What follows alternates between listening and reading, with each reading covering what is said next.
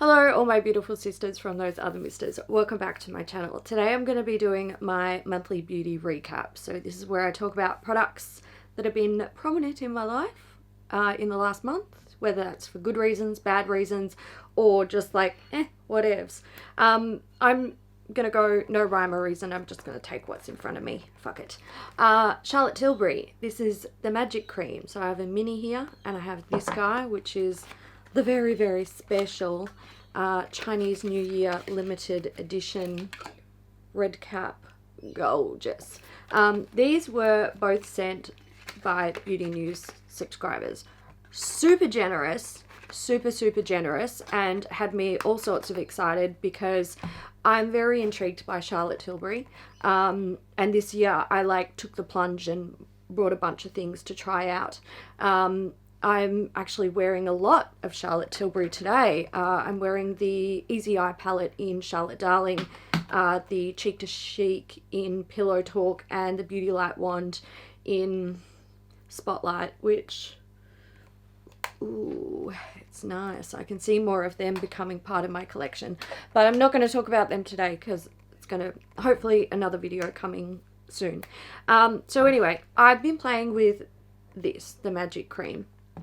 And I think I've seen a lot of people highly praise this product.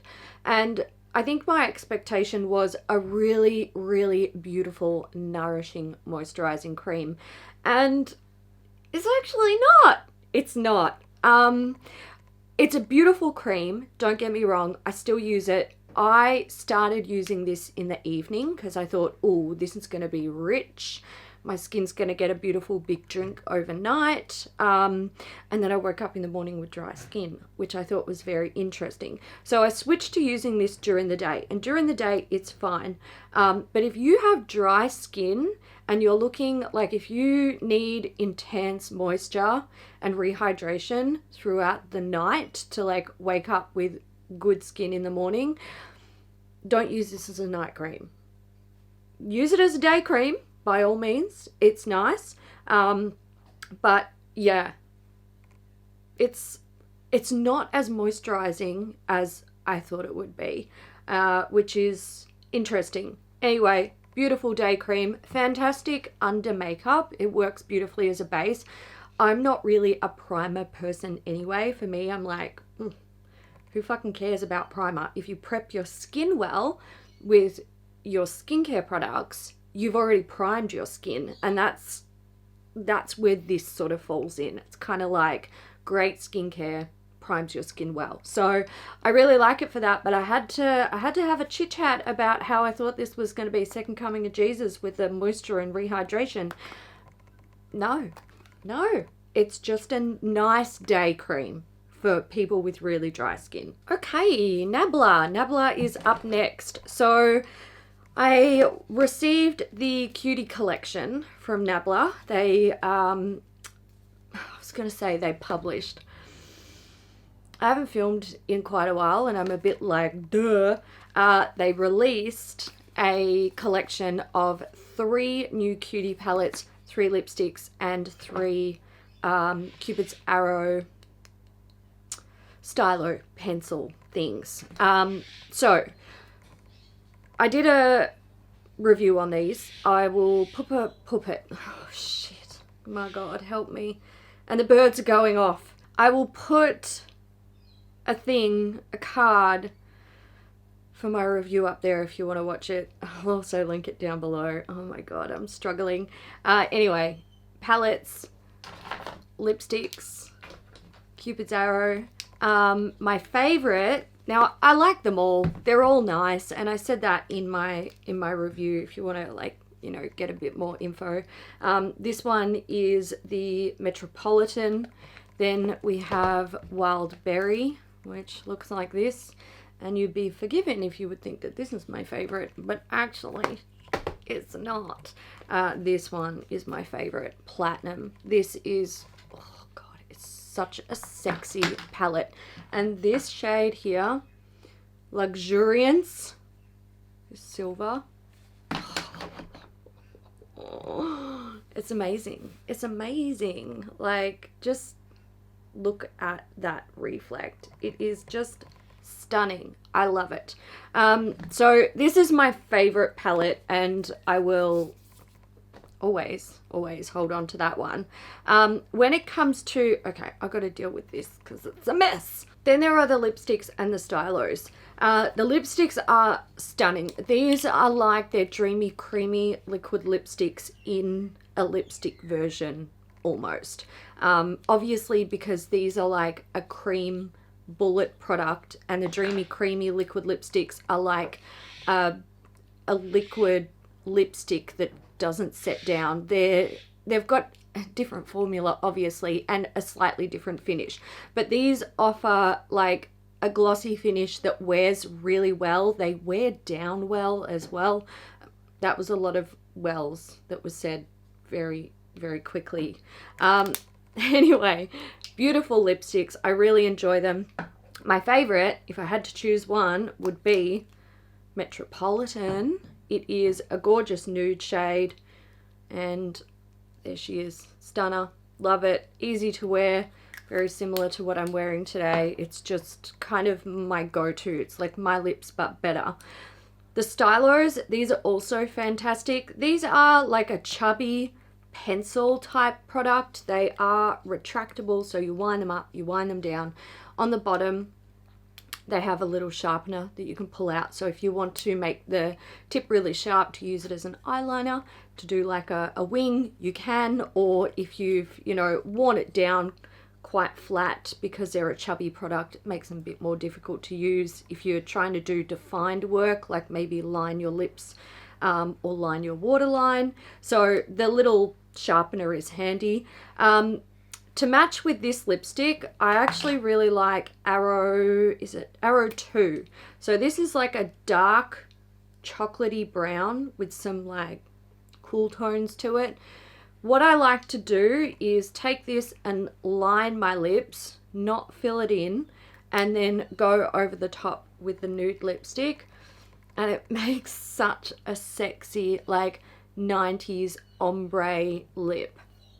I don't mind the whole like dark lip liner with a light lipstick. I've always loved that look. I think if it's done really well and it's blended well, obviously, I think it can look gorgeous because it's basically an ombre lip. Darker on the outside, lighter on the inside. It makes the lips look really plump, sexy.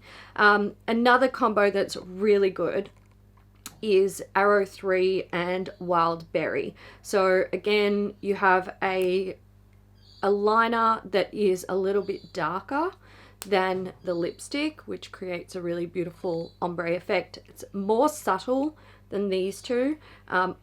Obviously, you can probably tell. I'll just show you real quick like the color differences. Because the lipstick is, you know, still it's got depth to it. So you can see there like the it's not going to be as obvious as this duo over here, but you still get that beautiful like darkness with lightness, and I love it. It's gorgeous. So I love that little collection. I've enjoyed it very much, and this, I just keep reaching for this damn shade. It's just like, it is heaven. It's heaven. It's sexy. I love it. Okay, let's go back to skincare. This might surprise some people, but Fourth Ray face milks, they're not bad. So these, like, they come in PR, right?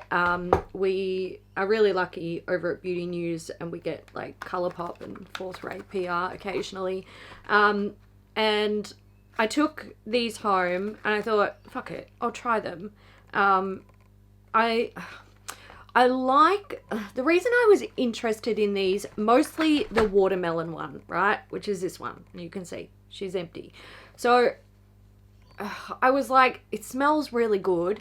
And even if it's no good as like a face cream, I could totally like chuck these in my bag for travel and use them as like a quick body moisturizer, a hand cream, whatever. So what I did was I went through the packs and I took out any duplicates and donated them to charity, and I just held on to these, and I thought I'll try the watermelon one because this is the one that like really intrigues me scent wise, and I'll see what I think, and if it's no good for me, like I got really dry skin. I didn't expect anything at all from this. I'll see what I think and decide what to do after that. So anyway, I start using this, and I was pleasantly surprised.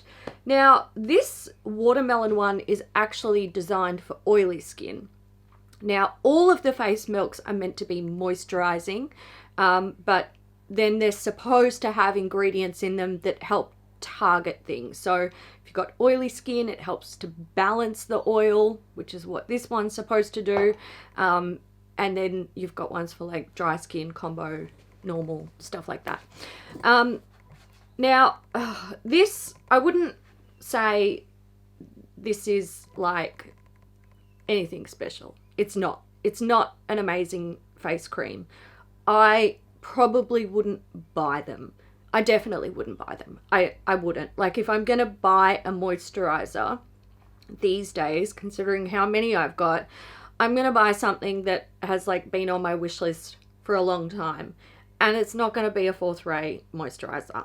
Not because they're bad, but because I'm 35 and I like to buy things that might be good for a 35-year-old face.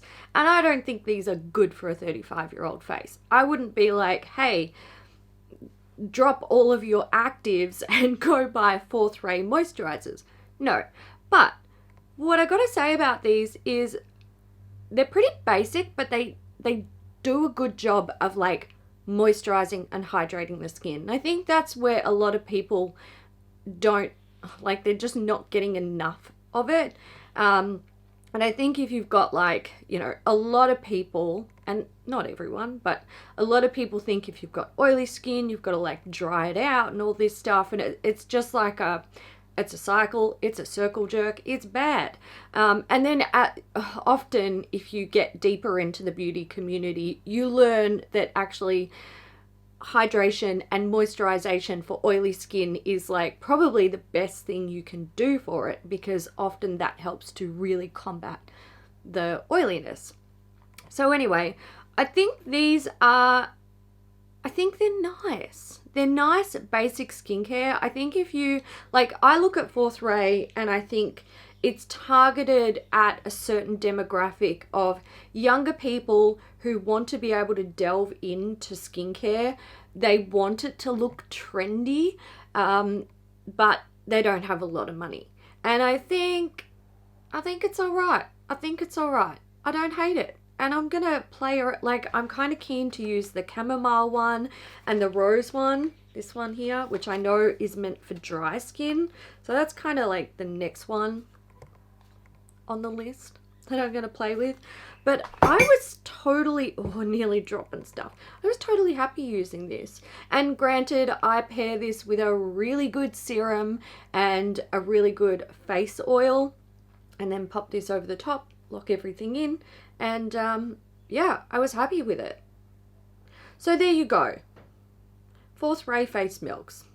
I don't hate them. Let's do a product from Lush. So this is Nana. It is a shower gel, and it's supposed to be like a banana caramel pudding type scent. And I would agree with that. I think caramel pudding is like the most prominent scent, and there's a little hint of banana in there. Now, if you know me, you know Yognog from Lush is my favorite Lush scent, but it is a seasonal scent. You can only get it around the holidays. And last holiday season, they Yognogged everything, which I was so here for. I was like, yes, Lush, well done. But I would say that this is the closest thing you'll get to a Yognog scent year round from Lush. So if you have finished up your Yognog and you're like, oh my god, I love that scent, I want it back in my life, this is where I would go. So love the scent, totally like Sexy, sexy, delicious. Now, something that I don't like about this product is the consistency of it. So it is like,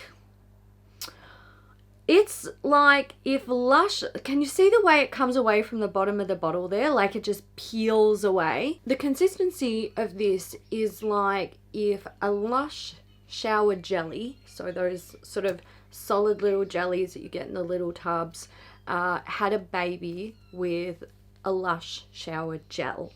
So you probably use Lush shower gels and you know that they're just like a body wash consistency. This is so much thicker. It's like a hybrid of a shower jelly and a shower gel. And the downside of that is when you're in the shower and you've got this like in your hands and then you're trying to rub it on your body, it doesn't disperse quickly enough. It doesn't sort of emulsify into bubbles quickly enough. So some of the shower gel sort of stays intact like a shower jelly would, and it's really difficult to sort of break down. I found that I had to actually go and buy one of those shower loofah puff things to use this. Otherwise, I was just kind of wasting it. A lot of it was just sort of falling off my body and onto the floor and going down the sink. So that was, or down the drain. So that was kind of, annoying. So I bought a puff and I use it that way. But yeah, I think the consistency of this is just too thick.